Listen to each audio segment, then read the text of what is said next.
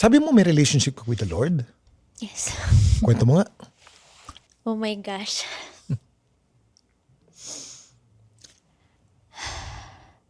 Nung pandemic, kuya, lalo na nung naalis ako sa Showtime, and nung nagkasakit yung mom ko,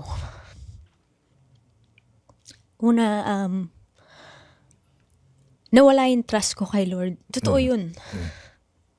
And I doubted Him all the time. And hindi ko kasi alam gagawin ko. Hindi ko alam kung saan ako hingi ng tulong.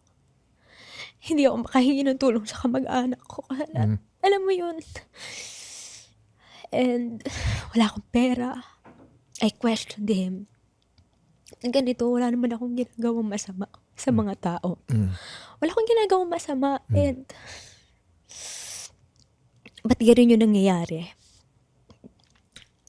Moving forward, I still question Him. Pero hindi na yung wala akong faith. Hindi na yung wala akong trust.